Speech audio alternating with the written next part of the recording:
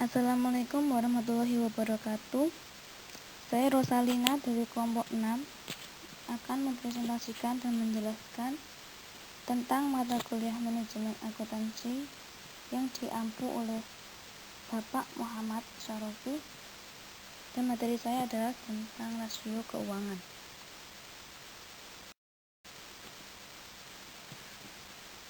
Rasio keuangan. Rasio adalah alat yang dapat digunakan untuk menjelaskan hubungan antara dua macam data finansial. Sedangkan keuangan adalah administrasi yang mengurusi keluar masuknya uang dalam suatu lembaga. Jadi, rasio keuangan merupakan alat analisis untuk menjelaskan hubungan tertentu antara elemen satu dengan elemen yang lainnya dalam suatu laporan keuangan. Selanjutnya adalah analisis rasio keuangan. Analisis rasio keuangan adalah bagian dari analisis bisnis atas prospek dan risiko perusahaan untuk kepentingan pengambilan keputusan dengan menstrukturkan tugas analisis melalui evaluasi atas bisnis lingkungan perusahaan, strateginya, serta posisi dan kinerja keuangannya.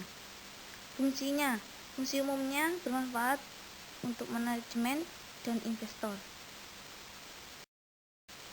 Berikutnya, jenis rasio keuangan.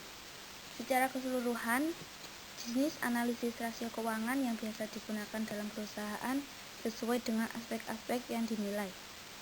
Aspek-aspek tersebut yaitu: yang pertama, aspek leverage; yang kedua, aspek likuiditas; yang ketiga, aspek profitabilitas atau efisiensi; dan yang keempat adalah rasio nilai pasar.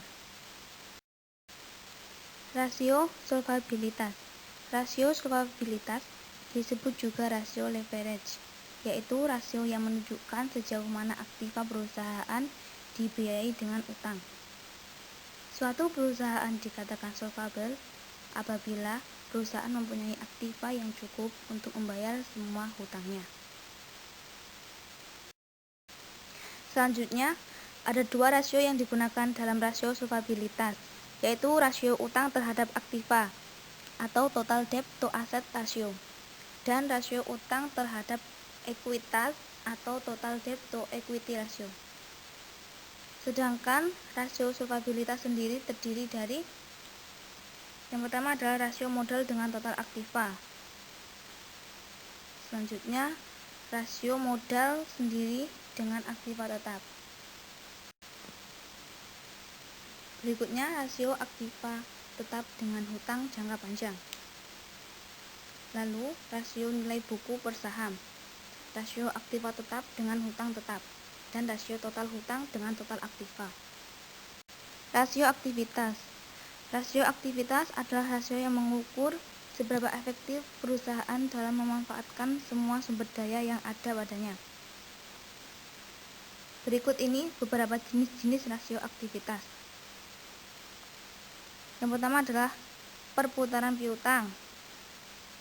Yang kedua, perputaran persediaan. Yang ketiga, rasio perputaran modal kerja. Yang keempat, rasio perputaran aktiva tetap. Dan yang kelima adalah perputaran aktiva. Rasio profitabilitas. Rasio profitabilitas merupakan rasio untuk menilai kemampuan perusahaan dalam mencari keuntungan. Rasio ini juga memberikan ukuran tingkat efektivitas manajemen suatu perusahaan. Ada 7 rasio keuangan yang biasa digunakan oleh para analisis untuk menganalisis rasio profitabilitas ini. Contoh kasus rasio keuangan.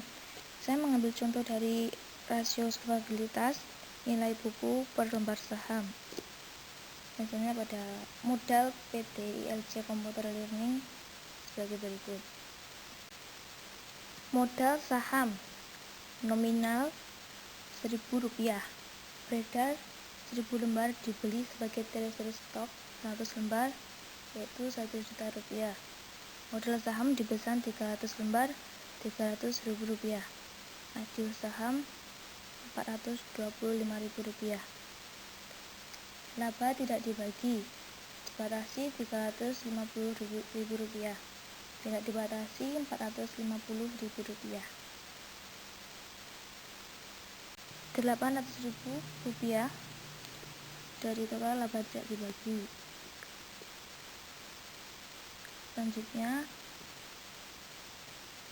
treasury stok 100 lembar sebesar Rp1 juta, modal saham diberikan 300 lembar Rp300.000 dan akhir saham Rp425.000 itu dijumlahkan dengan laba tidak dibagi yaitu Rp800.000 sehingga menjadi Rp2.525.000.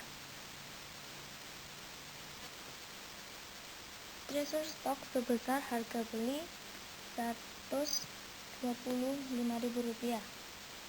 Ini dari akhir saham dikurangi modal saham diberikan 300 lembar. Rp2.525.000 dikurangi Rp125.000 sama dengan totalnya menjadi Rp2.400.000. Jadi nilai buku per lembar saham adalah Rp2.400.000 dibagi 1.200 lembar sehingga hasilnya menjadi Rp2.000. Sekian presentasi dari saya. Mohon maaf apabila ada kesalahan pengetikan maupun pengucapan. Dan terima kasih atas segala perhatiannya. Wassalamualaikum warahmatullahi wabarakatuh.